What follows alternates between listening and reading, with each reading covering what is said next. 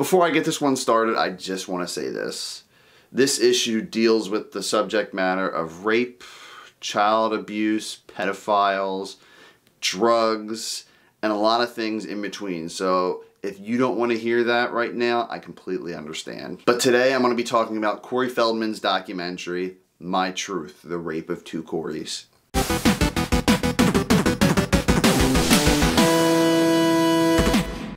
So My Truth is a documentary made by the actor Corey Feldman, who starred in numerous films such as The Burbs, Goonies, Lost Boys, and tons of countless other classics. He grew up with his best friend Corey Haim, and these guys were inseparable. I mean, they had shows together, tons of movies together. Corey Haim battled drug addiction, and Corey Feldman stayed with him the whole time, regardless of if they were hot and cold with their friendship. But this documentary was detailing the abusers, the struggle that everyone dealt with, what was going on behind the scenes, and just to make this known to the world. If you guys are wondering how to view this, Corey Feldman has it streaming on his website for a few days, and I'm not sure if it's still up now, but originally it was only supposed to be for a few days, and then because of this coronavirus stuff, they extended it longer. The first day they tried to stream it, apparently it got hacked, and they tried to get it back up and running, but people who paid for it the first day were furious because they couldn't view it, so he just screened it for a little movie theater. I'm not going to spoil everything, but I'm just going to give my opinions. I am not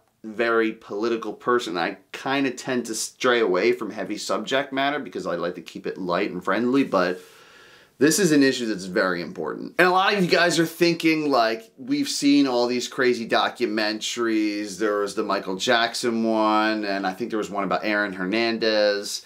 And how do we know this is true? How do we know this isn't BS? Well, if you look up a decent amount of the people Feldman accused, it all adds up. I mean, there's police reports that these guys have actually been thrown in jails or they're convicted pedophiles. And certain people, there's certain big named people in Hollywood that he names, and they've never been convicted, but they've already had a sketchy life dealing with certain things, so you can kind of just be like, yeah, I can see that. But let's rewind it to the beginning. Corey Feldman and Haim, these dudes were sex symbols when they were younger. I know it's kind of weird to say for someone who's an adult, but these guys were 15, 16, 17. They were on the cover of every teen magazine. They were always hanging out. Girls were screaming for them. They were living the life. Certain things Corey Feldman said were concerning too, because Feldman said when him and Corey Haim were younger, they would be hanging out, and Corey Haim would say, hey, do you want to do stuff? And Corey's just like, what are you talking about? Where's the girls? He's like, no, man, just me and you. And Feldman's like, that's okay. I'm not gay. I'm not into that.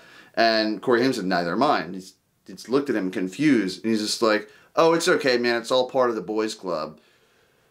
What that is Corey Haim, supposedly, again, none of this is proven, but there's a lot of evidence supporting the fact that Corey Haim was kind of brainwashed as a child and trying to think that a lot of males in the industry hook up with one another, and it's this thing called the boys' club, and it's so troubling and so concerning to think that a lot of child actors going into the industry today may or may not have to deal with stuff like that. You also have to wonder where Corey Haim's mom was. I mean, he was just letting him go out willy-nilly, or it happened on set and she just didn't really think anything of it and he didn't say anything, so it's kind of a gray area. These child's minds were being warped by adults, and they were making these kids do deranged things, and it still happens today. There was a lot of parties for kids in the 80s. One was the soda pop clubs, and what people didn't know was these clubs were actually places where the adults could hook up with the underage stars. And I'm not saying it all happened, but there was definitely some shady shit going on, and it's just not acceptable. Like, people don't think that. They think it's just something fun and willy-nilly, and maybe that's why the parents backed off. And the kids, they're just kids, so they just think it's normal. And believe it or not, these kids have PTSD when they reach their adult life, and that leads to alcoholism, drugs, anything to help them cope, and it just breaks my heart. One thing I thought was weird was Corey Haim's mom denies the abuser that Corey Feldman called out, and it makes you wonder whether she's just still trying to cope with her son's death. Like, I can only imagine what that must have been like for her, But you also wonder if maybe the big Hollywood person that Corey Feldman accused maybe paid the mom off. You don't want to think that way, but still, you have to wonder. And Corey Feldman, I give him all the props in the world because when he started making this movie, there was no movements out there. Halfway through production, the Me Too movement came out, and he was very happy about that.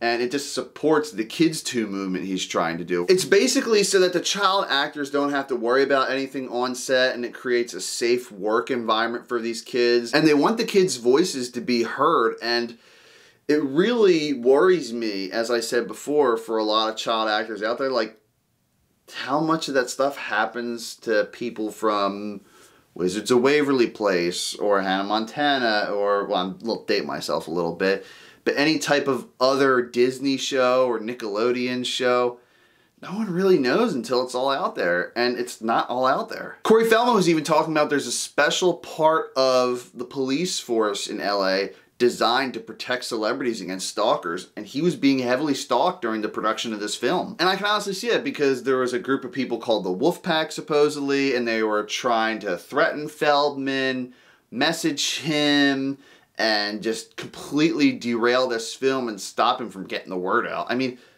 why would that be so bad? You're trying to get the word out, regardless of if you're accusing people and ruining their lives, which they deserve their lives to be ruined if they were doing shit like that. But this could only help the industry and make it safer. Like, it should be known that this stuff exists. There's certain current day TV and film stars that they talk to and what they're going through. And it's hard because Corey Feldman, his career is not reached an end, but he's been in all the biggest stuff he can be in.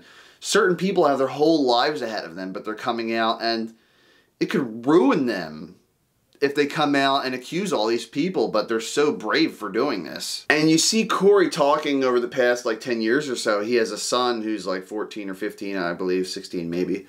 And he's super protective of him, and I can only imagine what he felt like when his son was like 10 or 11, 12, 13, when Corey Feldman was in his heyday. And just imagine, like, I don't want you to be an actor. I don't want you to leave the house. I don't want you to, because he's scared that what happened to him when he was younger will happen to his son. And I get that. That's all part of his PTSD. But the good thing is he tells you where to go if you see any indication of this stuff happening. He's passing multiple laws. He's working with people to, again, make Corey Haim's death not be in vain. I loved Corey Haim. He was a great actor, and even though he struggled in life, you could tell that him and Feldman were brothers on and off screen. And I'm really glad that this documentary just didn't focus on their relationship. They wanted to show everyone the bigger picture, and they really succeeded in that. I think they should have went with a different title, because the title makes it seem like it's all just about Corey Haim. While that is the main focus, it's still a broader scope. I know it's kind of odd to rate a film like this, but the My Truth documentary by Corey Feldman gets an 8.5 out of 10.